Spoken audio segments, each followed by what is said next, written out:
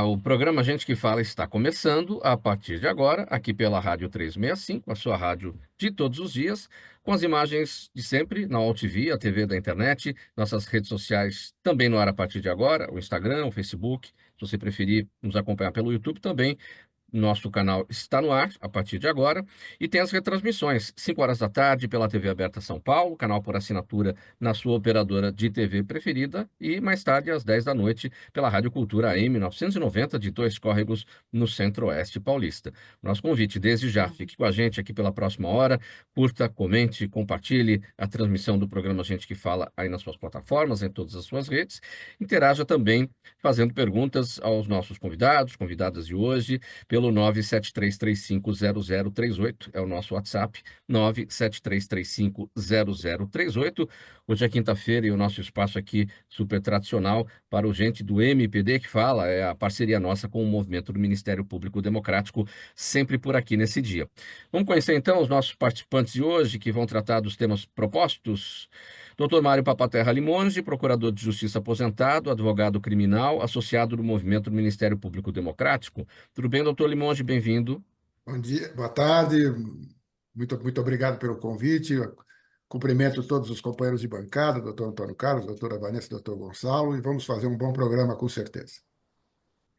Na sequência, aqui eu apresento a doutora Vanessa Viduto, advogada previdenciária, sócia do escritório Geller e Viduto. Ela integra a Comissão de Direito Previdenciário do OAB São Paulo. Tudo bem, doutora Vanessa? Bem-vinda mais uma vez com a gente.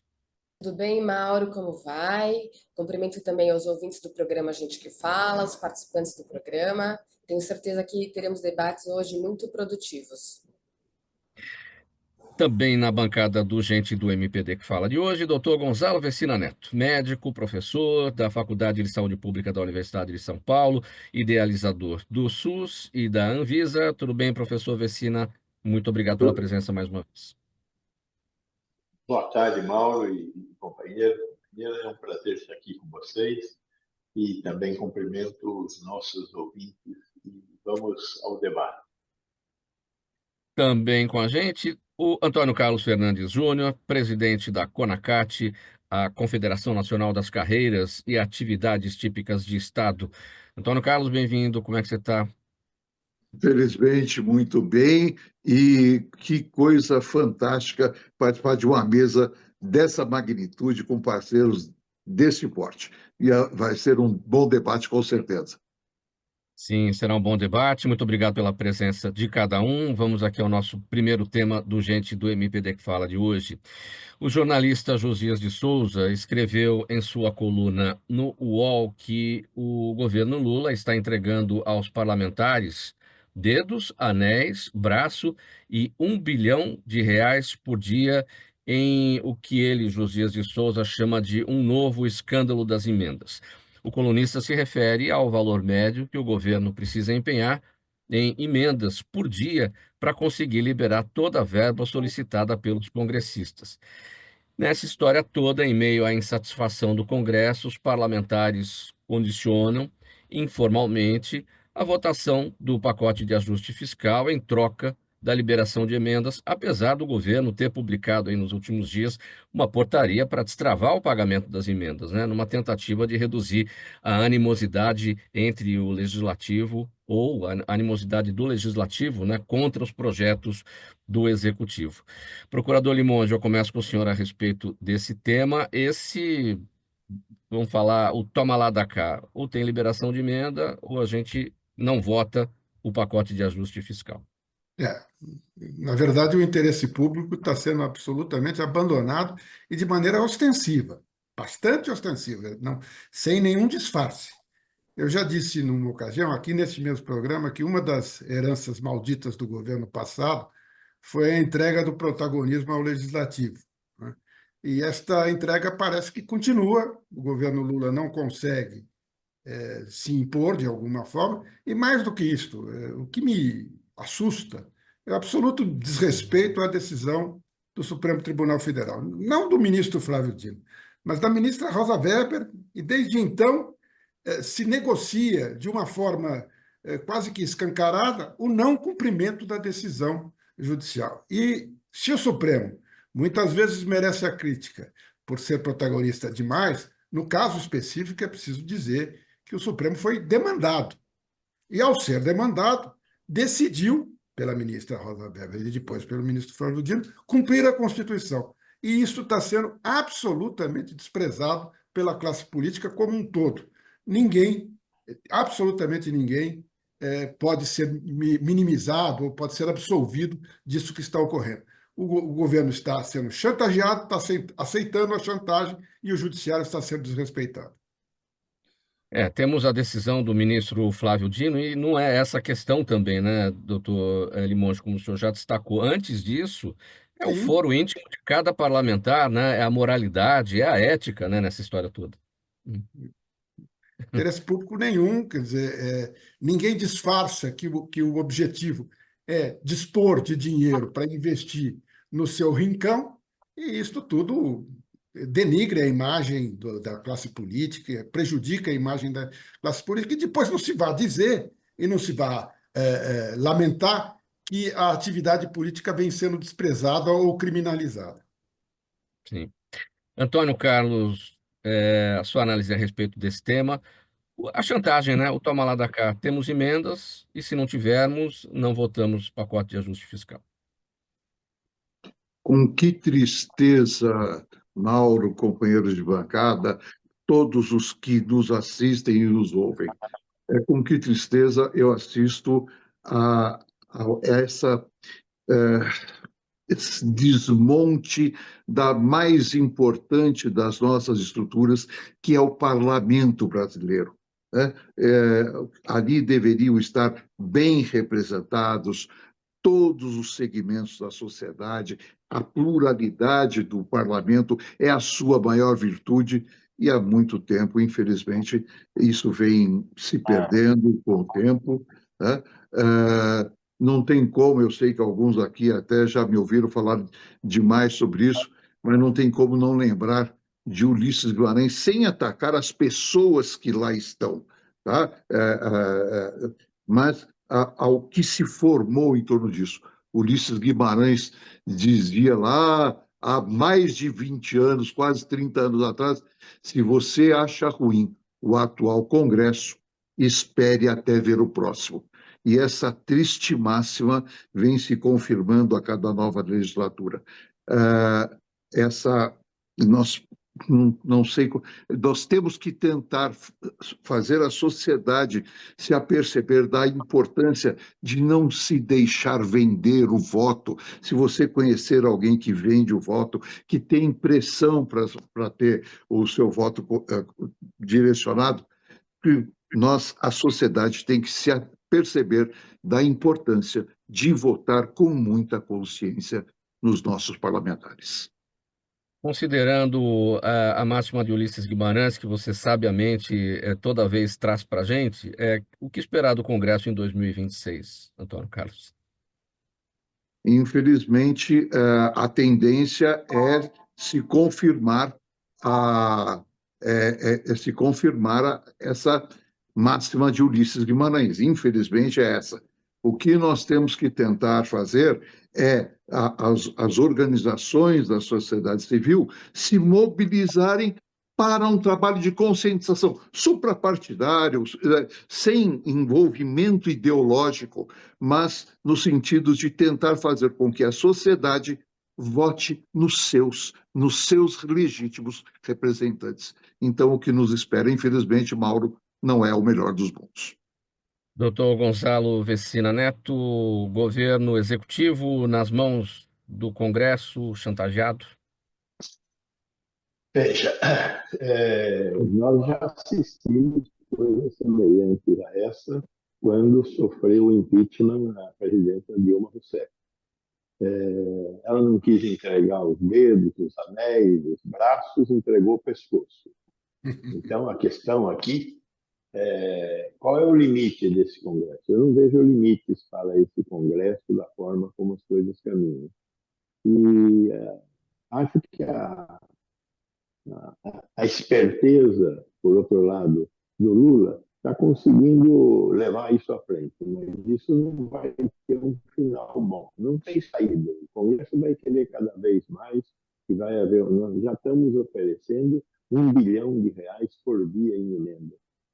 existem emendas que são emendas secretas. Isso o ministro Flávio Dino está tentando resolver, exigiu que as emendas tivessem identificação para que pudessem ser executadas, mas até o momento isso não está pacificado. Isso significa dizer que uma parte dessas emendas se transfere diretamente para o bolso desses parlamentares, de alguma forma. Então, nós temos que nos movimentar. Eu acho que essa proposta de colocar a população na rua, de fazer o que aconteceu em 2013, né, o movimento Passe Livre, então, vamos fazer o movimento do Executivo Livre do Congresso, mas recuperar a razão de ser do Congresso e a razão de ser do Executivo. Esse é um movimento que nós vamos ter que fazer pela sociedade. E a próxima eleição, vamos ver se a gente consegue eleger melhores representantes do povo brasileiro.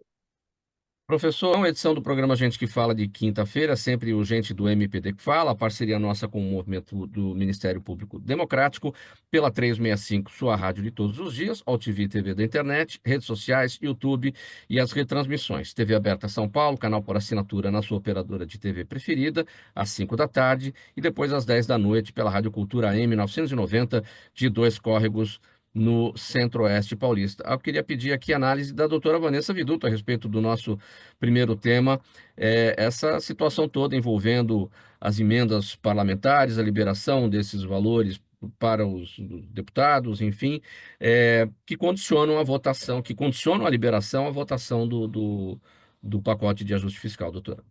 Infelizmente, Mauro, essa prática política se tornou bastante comum no nosso país, né? O executivo adotou como forma de governabilidade a entrega do orçamento para o Congresso e se vê aí nas mãos do Congresso chantageado, entregando aí cifras bilionárias para que consiga aprovar os seus projetos, os projetos de seu interesse. Agora a gente sabe da importância da aprovação do ajuste fiscal. É lamentável, mas, por outro lado, eu acredito ainda no funcionamento das instituições, e assim como a decisão do Flávio Dino, que foi confirmada por unanimidade pelo STF, que determinou que essas emendas sejam transparentes e rastreáveis, né? Além de impor outros limites para que esse dinheiro seja entregue ao Congresso Nacional.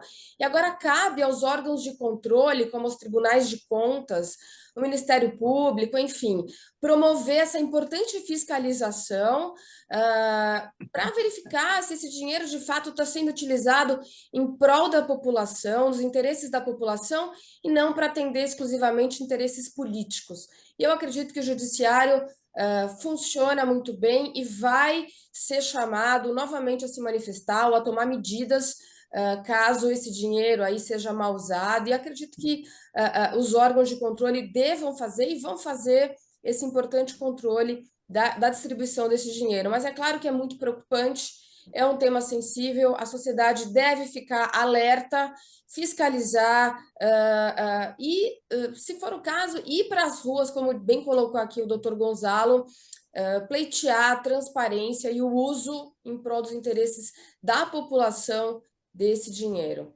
Isso só enfraquece a confiança da população nas instituições públicas, né? É um tema bastante preocupante. Vamos seguindo, então, nosso próximo tema aqui, nesta quinta-feira, gente do MPD que fala. Olha, gente, a Justiça Eleitoral de Goiás condenou o governador Ronaldo Caiado, do União Brasil, por abuso de poder político e cassou o registro do prefeito eleito de Goiânia, Sandro Mabel, também do União Brasil, e da vice-prefeita Cláudia Lira, do Avante.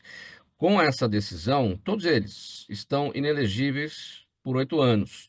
Segundo a Justiça, ou melhor, segundo a juíza responsável pela sentença em primeira instância, Maria Umbelina Zorzetti, o governador Caiado usou o Palácio das Esmeraldas, que é a sede do governo goiano, para realizar eventos de apoio à candidatura de Sandro Mabel após o primeiro turno das eleições municipais. Muito bem, nessa história toda, procurador Limonge, cabe recurso deles todos, né, no TRE, o Tribunal Regional Eleitoral de Goiás. Enfim, a princípio nada muda. O próprio prefeito eleito Sandro Mabel pode tomar posse daqui a pouco, dia 1º de janeiro, né? Porque vai recorrer da decisão certamente, ela ficará suspensa, né? Até o final do julgamento, certo? Exatamente. Eu, ao longo da minha vida, Mauro, aprendi a não opinar sobre processos que eu não li, né? Então, é difícil a gente fazer qualquer comentário sobre esta decisão. Agora, eu vou fazer um comentário em tese, né? Ineligibilidade por 8 anos é uma pena altíssima, né? É uma consequência gravíssima. E existe em normas gerais de direito, o princípio da proporcionalidade. O uso do palácio para atividades políticas, entre aspas, políticas e eleitorais, lamentavelmente não é algo que se possa dizer que não ocorra ao longo de todos os estados, não é? Este tipo de evento, convocando todos os prefeitos para distribuição de verbas, etc., e de passagem, falar em determinados apoios, ao longo da vida eu testemunhei por várias vezes, né? Não estou justificando, mas vejo, em tese, sem ter lido o processo, uma pena, uma aplicação desproporcional à gravidade da conduta, que merece ser reprimida, que parece ser criticada. O uso do patrimônio público para fins eleitorais e ou pessoais deve ser evitado, mas aparentemente, repito que não li nada, aparentemente esta pena me parece um pouco drástica demais. A conferir, a conferir, né? Daí a beleza do judiciário, da possibilidade de recurso, o exercício o amplo exercício do direito de defesa. Vamos aguardar para verificar o que ocorre. Claro que, sob o ponto de vista político, agora vou fazer um rápido comentário político, é algo que, de uma certa forma, pode ter um grande reflexo daqui 2 anos, né? Porque o Ronaldo Caiado é apontado e é autodeclarado candidato a presidente da República. A direita, ou o setor mais conservador, está à procura de um candidato e o Ronaldo Caiado se apresenta como este candidato. Uma decisão judicial desse já esse, evidentemente, tem repercussão política. Vamos conferir. Professor Gonzalo, o senhor compartilha da análise do Dr. Limonge? Compartilho da análise do Dr. Limão, que tem muito mais propriedade para falar de um assunto como esse, e muitos outros também, do que eu, com certeza. Tá certo? Eu acho que essa questão do exagero da pena é um pouco o resultado do clima de impunidade que a gente vive neste país. Ninguém é condenado por nada, né? Veja, em 8 de janeiro de 2023, destruíram 3 casas do povo brasileiro. Até hoje, se discute se nós vamos anistiar ou não vamos anistiar quem fez, e com certeza, aquela ralé que fez isso, não é a ralé que fez. Quem fez intelectualmente isso está longe de qualquer tipo de acusação. Então, essa vai para cá, vai para lá, esse movimento pendular, pune, não pune, é inacreditável que aconteça no Brasil. Está na hora da gente fazer um freio de arrumação, e aí é um acordo que a sociedade civil brasileira tem que fazer, e esse acordo com a sociedade civil brasileira tem que envolver os 3 poderes para que a gente caminhe para uma situação diferente. Nós temos que dar um passo civilizatório à frente. O que é esse passo civilizatório à frente? Olha, as coisas no Brasil serão como a gente escrever e não como a gente pensa, né? Então, temos que acertar essas questões e melhorar a probabilidade de exercício da democracia. Então, o artigo 142 da Constituição está escrito alguma coisa que jamais poderá ser lido como o Exército tomará a decisão se nós estamos ou não corrompendo a nossa democracia. Isso não tem cabimento, né? Então, nós precisamos desse freio de arrumação. Esses fatos, como esse que aconteceu lá com o Caiado, são indicativos da necessidade de uma nova de um novo momento, desse tal de freio de arrumação que eu menciono. Antônio Carlos, como promover esse freio de arrumação que o doutor Gonzalo sugere no sentido do passo civilizatório? Muito bem colocado, tanto pelo Dr. Gonzalo como o Dr. Limonge, que, de fato, nós precisamos colocar as coisas nos seus devidos lugares novamente. E aí não tem como não entrar, Mauro, e me permitam todos os espectadores, que nós defendermos, como fazemos com frequência também, a questão das estruturas estáveis de Estado, as estruturas que promovem aquilo que nós chamamos de políticas, nós todos chamamos de políticas de Estado, e não políticas momentâneas de governos ou de circunstâncias. E aí é que entra a questão, de fato, muito bem colocada, de um freio de arrumação.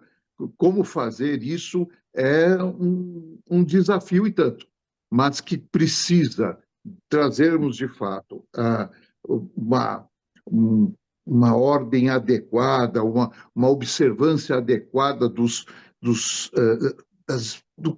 das políticas e da legislação existente. Precisamos sim, estamos muito ao sabor dos acontecimentos e isso não é bom.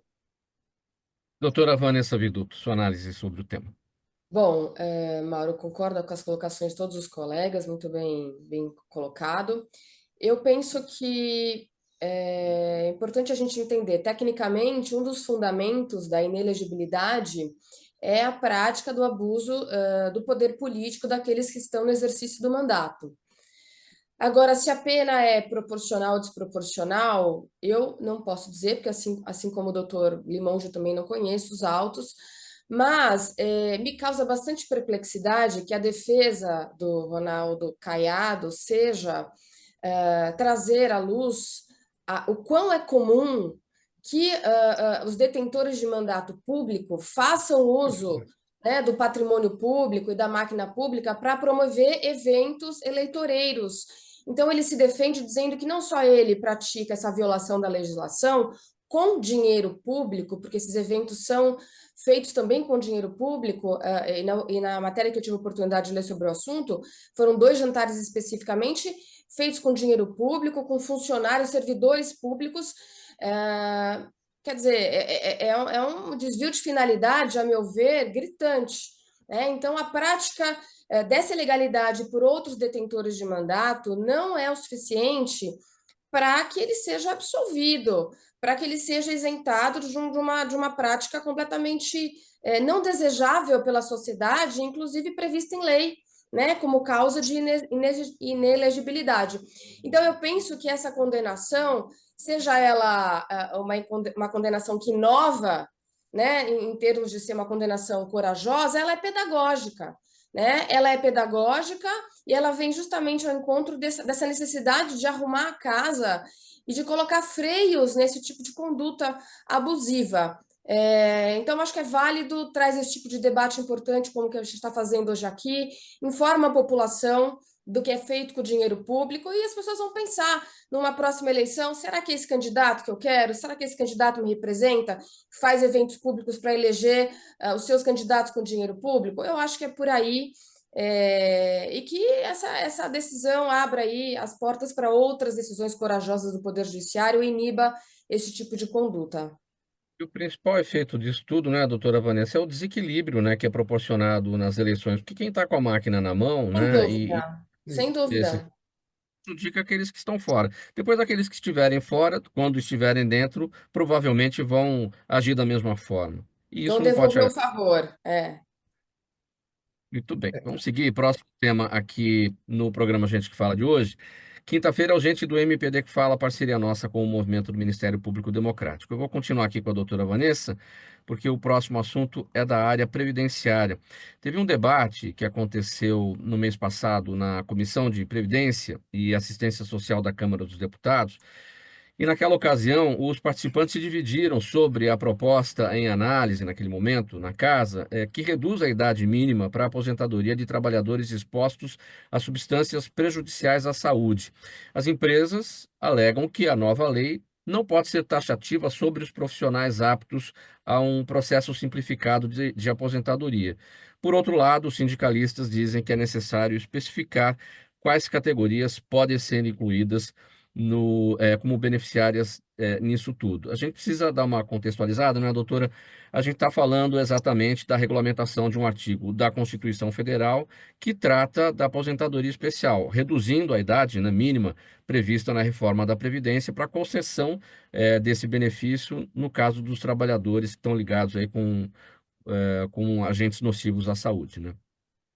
Verdade, Mauro. Esse tema ele é extremamente complexo e controvertido, e a gente verifica isso ao longo das modificações legislativas que a gente observa no nosso país, né? A legislação a respeito da aposentadoria especial, ela vem sendo alterada já há muitos anos. Nós temos muitas regras, diversas regras, diversos tipos de formulário, listas de atividades que o tempo inteiro são objeto de modificação por parte do legislador.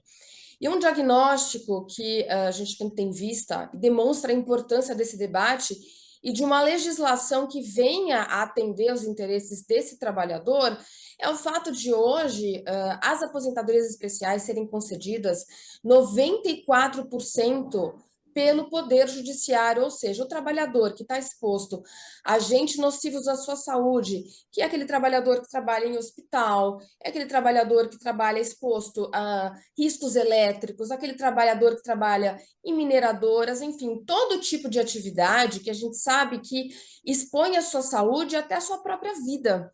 Em função dessa exposição, o legislador traz um tratamento diferenciado no momento da aposentadoria e antecipa a aposentadoria desse trabalhador submetido a agentes nocivos à sua saúde. O que acontece?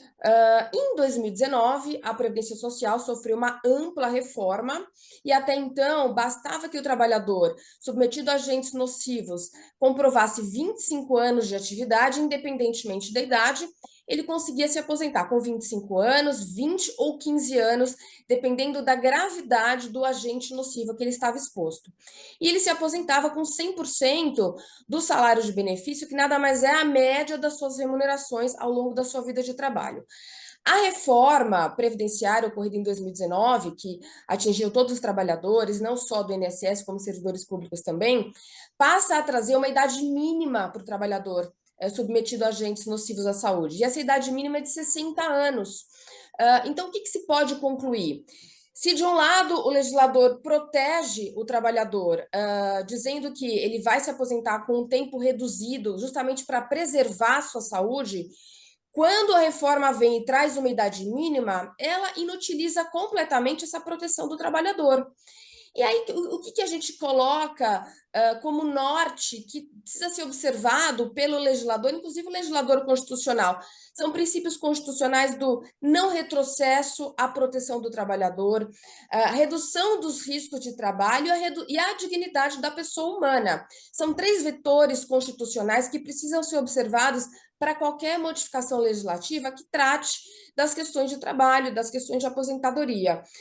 Então, o que está sendo debatido na Câmara dos Deputados é, novamente, trazer como legislação o que ocorria antes da reforma, ou seja, a possibilidade desse trabalhador se aposentar ou com uma idade reduzida ou até mesmo sem idade mínima, desde que ele comprove o tempo mínimo de contribuição exposto àquelas atividades nocivas à sua saúde. Novamente, a retomada da possibilidade de aposentadoria com 100% da média das suas remunerações, e não mais como é hoje. Hoje, o trabalhador exposto a atividades nocivas precisa trabalhar, o homem 40 anos e a mulher 35 anos, quer dizer, esvaziou por completo a proteção da norma, né? Se ele precisa trabalhar 40 anos numa atividade nociva para ter direito a uma aposentadoria especial, a saúde dele não vai estar preservada, a norma perde por completo a sua finalidade.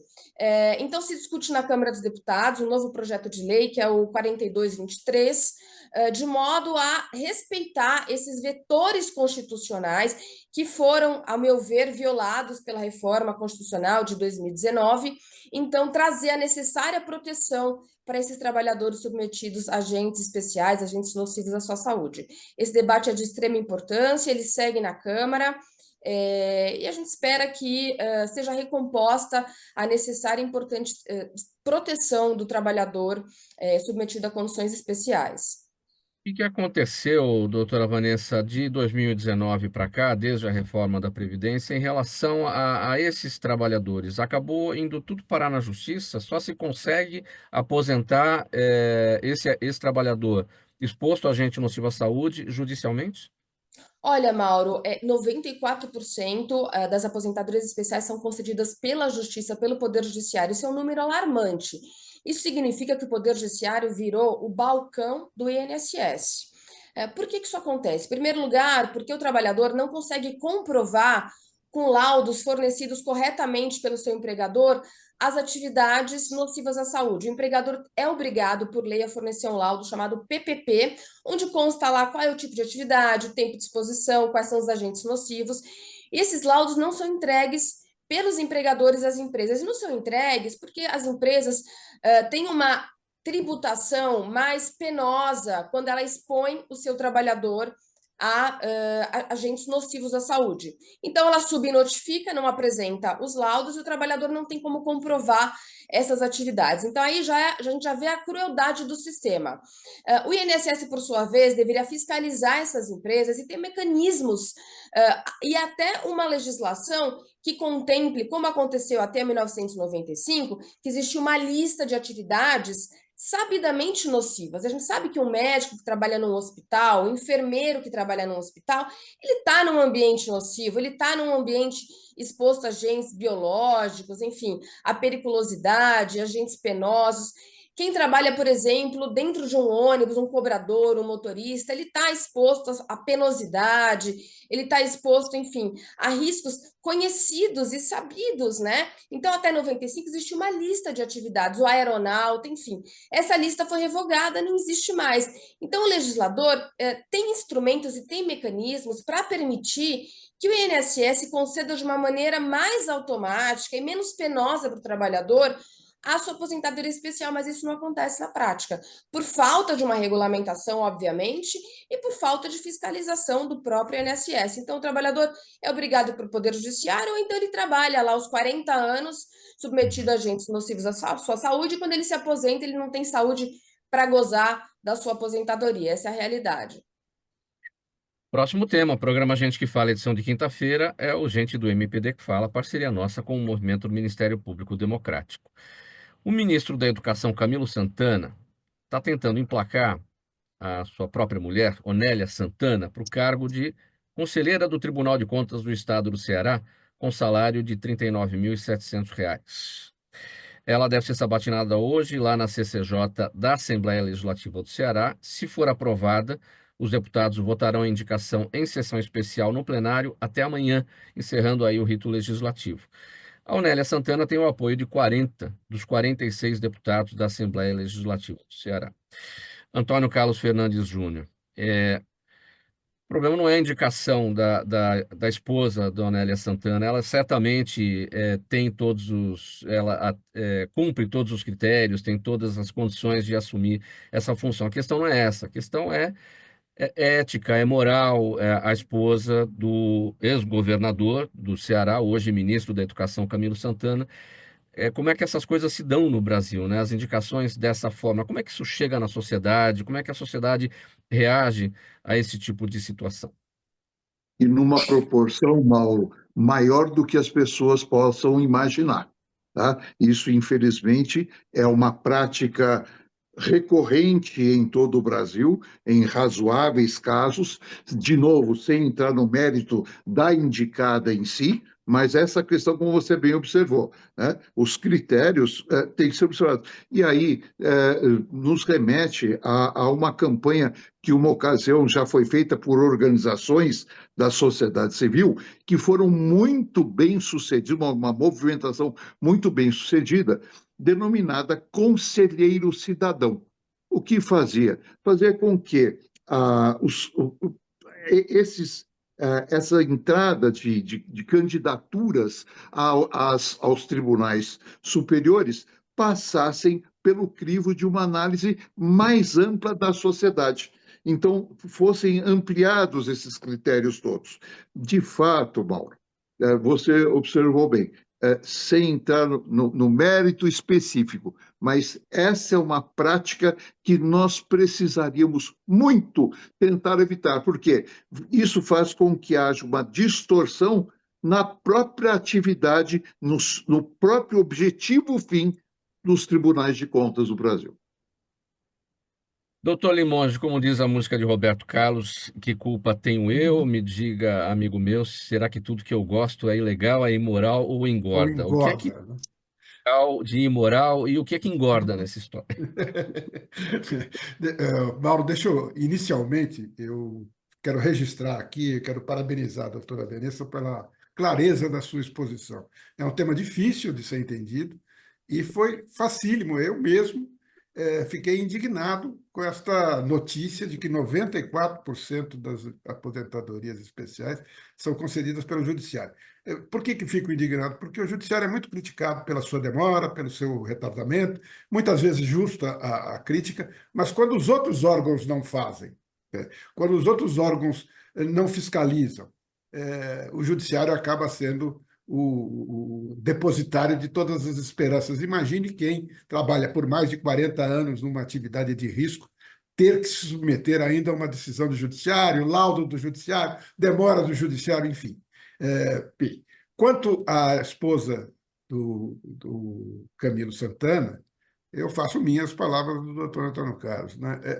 Há determinadas coisas que não adianta a gente dizer sem tirar o mérito dela. Não, se ela se submete, se ela se dispõe a receber esse tipo de crítica, e esse tipo de crítica é intuitivo, eu não a vejo como uma pessoa que não mereça essa crítica. Ela merece sim essa crítica. Porque nós temos que entender o seguinte: os tribunais de contas são de uma relevância extraordinária. E, de uns tempos para cá, ou desde sempre, eu não sei, se transformaram em cargos políticos da maior relevância. Né? O governador, que indica alguém para o Tribunal de Contas, tem um poder enorme, negocia com a Assembleia isso. Isso é feito de maneira, muitas vezes, escancarada, né? Quando se indica alguém que vai fiscalizar, né? Que vai ter poderes fiscalizatórios importantes. Então, o sistema adotado ele é muito triste e ele desacredita as instituições.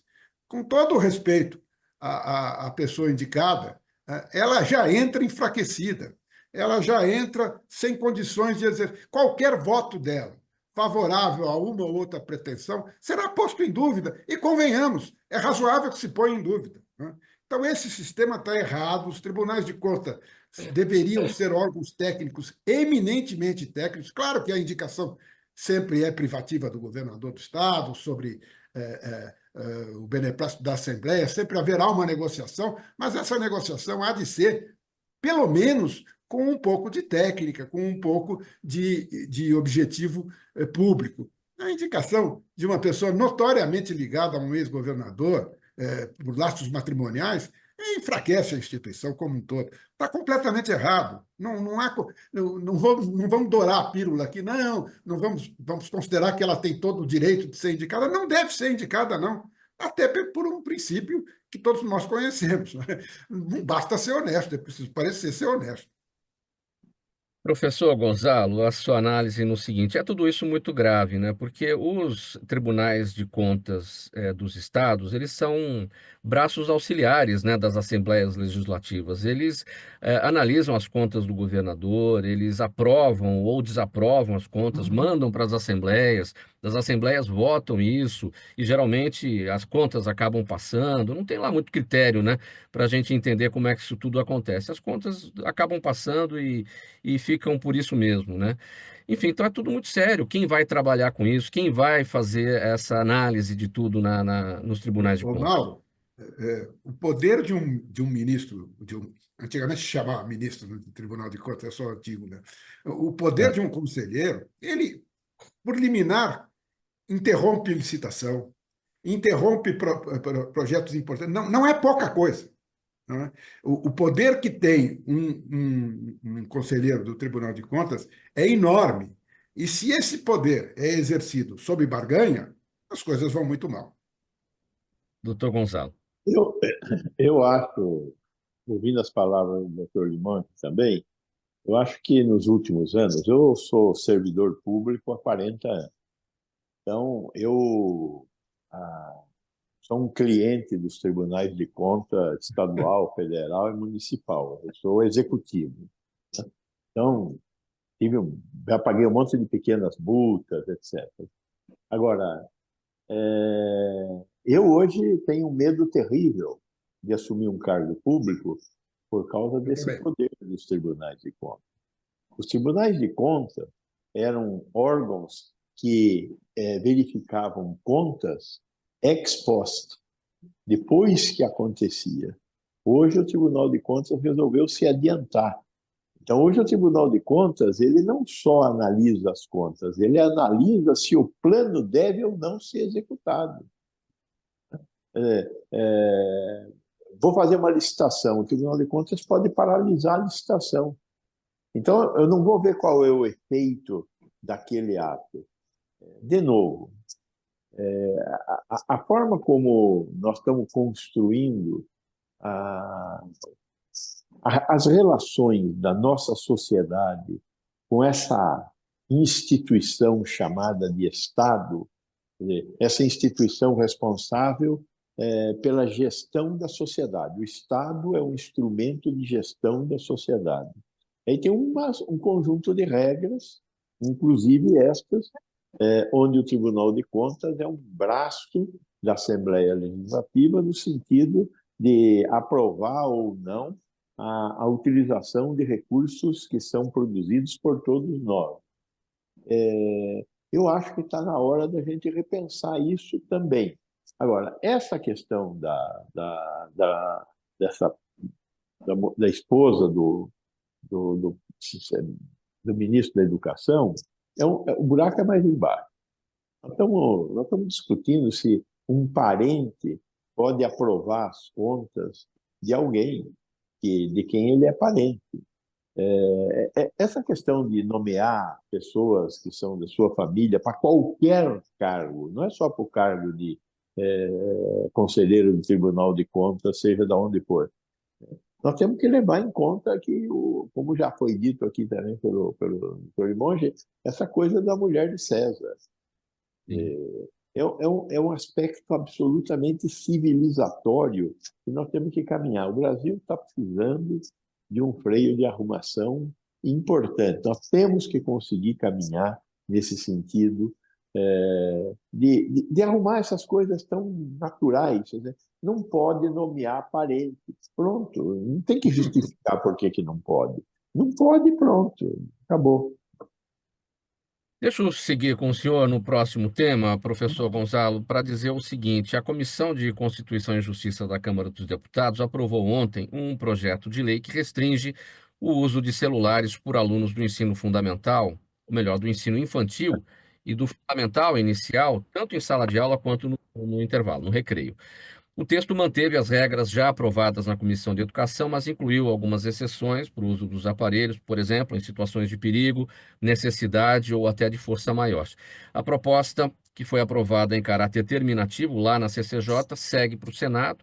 Os deputados ainda podem apresentar um recurso para levar o texto para o plenário da Câmara. Isso não deve acontecer, porque teve caráter terminativo na comissão, vai para o Senado. Mas, enfim, qual que é a relação que a gente pode fazer entre essa história toda e saúde pública, professor Gonzalo? Total. Eu acho que nós estamos exagerando na liberalidade com que damos telas às nossas crianças, aos nossos filhos. Deve ser proibido, é uma tendência mundial essa proibição. Onde existe um mínimo de civilização, as crianças têm que ter um conjunto de regras para usar telas. Eu não tenho a menor dúvida disso. Por outro lado, eu acho que tem que ter espaços onde nós vamos usar as telas para desenvolvimento das nossas crianças. Temos que tomar muito cuidado. A escola não é um lugar onde a gente vai aprender a tabuada. Não é um lugar onde a gente vai aprender o que é sujeito, predicado, objeto direto e indireto. A escola é um lugar onde a gente vai aprender a conviver com o outro. Por isso, homeschooling não pode ser permitido, porque as crianças só aprenderão a conviver com os outros neste espaço comum que a gente chama de escola. Então, é fundamental que a escola também tenha a oportunidade de ensinar a utilizar a tecnologia da informação. Então, eu acho que essa lei tem que ser aprovada e ela tem que também ter, como tudo naturalmente tem que ter, exceções. E não existe regra única. E essas exceções vão depender de um projeto pedagógico adequado. Este é uma falha do ensino no Brasil. Estamos com um projeto pedagógico muito vagabundo. Temos que desenvolver o projeto pedagógico. E a principal questão do projeto pedagógico é: o aluno é capaz de construir o seu conhecimento. Nós temos que evoluir do professor que ensina para o aluno que constrói o conhecimento. Fundamental esse caminho. E, nesse sentido, também eu acho que nós temos que reinterpretar o uso desses equipamentos. Doutora Vanessa Viduto, agora a gente vai para o futuro. Vamos pensar nessa criança que cresceu, que saiu da escola, que se tornou uma pessoa adulta. Os efeitos previdenciários lá na frente também vão aparecer, né? Acredito que sim, Mauro. E isso me faz lembrar uma entrevista recente, essa semana mesmo, no programa Roda Viva, de um estudioso norte-americano, um professor universitário, chegou a publicar um livro a respeito da saúde mental dos nossos jovens. E ele mostra como nos últimos 10 anos o jovem adoeceu, justamente em função do uso excessivo das telas. E ele é um defensor da proibição do uso dos celulares nas escolas. Aqui no estado de São Paulo, eu particularmente recebi com muita alegria a notícia de que o governador proibiu o uso dos celulares nas escolas, né? E agora a gente vê isso sendo discutido a nível nacional. Eu acho da maior importância. É óbvio que o jovem, a criança, o adolescente não tem capacidade de discernimento, e a gente sabe que as redes sociais, a internet, elas são apelativas e são viciantes, inclusive para os adultos que têm capacidade de discernimento, né? Então, imagine um jovem ou até uma criança de 11, 12 anos, se vai conseguir discernir se aquilo que ela está vendo é bom para ela ou não. Sem contar a falta de interação com os demais colegas, nos pátios, nos recreios, as crianças não brincam mais entre si, não conversam mais, as brincadeiras saudáveis deixaram de existir e tomaram lugar os celulares. Enfim, o aumento dos bullying via internet, que toma uma proporção muito maior, causando aí malefícios também na saúde mental dos jovens, com casos graves até de suicídio em escolas particulares, que a gente teve notícia recentemente. Enfim, eu penso que esse tema é muito importante, muito importante. Fico muito feliz que não só aqui no estado de São Paulo, como o governo federal esteja levando adiante um projeto de lei também nesse sentido, porque isso é um problema mundial, a gente precisa proteger os nossos jovens. E esse jovem, se não for agora protegido, vai ser o adulto doente mentalmente amanhã, não tenho dúvida disso. Não tenho dúvida nenhuma disso. Tá? Então, é da maior importância, e eu acho que a gente caminha bem na aprovação da legislação que radicaliza no sentido de proibir dentro do ambiente escolar o uso de aparelhos celulares. Gente, perguntas da nossa audiência. Eu vou pedir bastante brevidade nas respostas, uma questão aqui para cada um de vocês. A doutora Vanessa está com a palavra. Doutora Vanessa, o Felipe quer saber por que o poder público não quita precatórios alimentares devidos e não acontece nada para quem tem a responsabilidade de pagar aí o contribuinte, pagar o cidadão, né?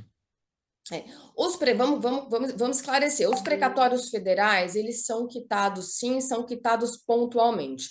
No governo passado, foi editada uma emenda constitucional que postergou o pagamento e dividiu os pagamentos. Nesse governo, essa emenda foi revogada, isso não existe mais. Os precatórios federais, ou seja, todas as dívidas especificamente decorrente de INSS ou de um benefício ou uma remuneração advinda do poder público, no âmbito federal, são pagas e são pagas regularmente em dia. Os precatórios estaduais são um pouco mais complicados, tá? Eles também são pagos, mas são mais morosos. É preciso a gente, muitas vezes, abrir mão de um certo valor para se enquadrar num teto e conseguir receber. E a gente sabe que nos estados e também nos municípios, de fato, o pagamento dos precatórios tem uma morosidade que não é a almejada, porque o precatório nada mais é do que uma dívida do governo para com o cidadão, né? É a forma que o governo paga a dívida que ele tem já reconhecida judicialmente, muitas vezes depois de um processo de anos e anos e anos, ele vai pagar através de um precatório. Então, é fato que os estados e municípios a gente tem uma dificuldade maior para receber, mas que bom que isso não acontece no âmbito federal. Doutor Papaterra Limonge, o Fernando quer saber o seguinte: a inelegibilidade de Ronaldo Caiado, governador de Goiás, é somente para o cargo de governador ou serve também caso ele tente se candidatar para a presidência em 2026 ou até para outros cargos, não só para presidente? Eu não sou especialista em direito eleitoral, mas a inelegibilidade é geral. A inelegibilidade é para todos os efeitos, né? Ele passa a ser inelegível, é este o termo. Professor Gonzalo, o Júlio pergunta se o programa Mais Médicos já está atendendo uma boa parcela da população mais carente. Olha, quando o Mais Médicos acabou no governo anterior, nós tínhamos 15 mil médicos atendendo a população. Neste momento, nós temos 23 mil médicos. Então, o Mais Médicos está cumprindo o papel para o qual foi criado e expandiu-se, inclusive. Antônio Carlos, o Jaime sempre com a gente participando. Valeu, Jaime, aqui a pergunta de hoje. O seu entendimento, a sua posição sobre o fim da estabilidade de servidores. Um desastre, Jaime. Não tem, principalmente quando eu olho assim, como um colega de bancada aqui, doutor Gonzalo, um servidor público há 40 anos, da magnitude de uma profissional como esse, eu vejo isso com uma tristeza muito grande para a sociedade brasileira, inclusive para os dois pratos da balança. A sociedade, um dos pratos, e o mercado, como outro dos pratos. É prejudicial a ambos essa falta dessa estrutura que seja uma estrutura adequadamente sadia para esse pêndulo, para esse equilíbrio do sistema. Eu só não posso deixar de comentar muito rapidamente, Mauro, que na questão anterior sobre os jovens, nós temos relatos de pessoas de RH dizendo que hoje não é incomum um jovem que vai responder um anúncio, vai fazer uma entrevista de emprego, ele ir acompanhado de um dos pais, pela falta da estrutura, como nós estamos vendo. Antônio Carlos, ainda em relação ao questionamento aqui do Jaime, e agora um questionamento meu sobre a estabilidade, o fim da estabilidade de servidores, na verdade há todo um investimento do Estado, né, nesses profissionais, nessas pessoas, né, e que acaba se perdendo quando você acaba com a estabilidade. Ou seja, o Estado investiu na formação dessas essas pessoas cresceram no serviço público, têm um conhecimento amplo a respeito de tudo, e isso acaba se perdendo.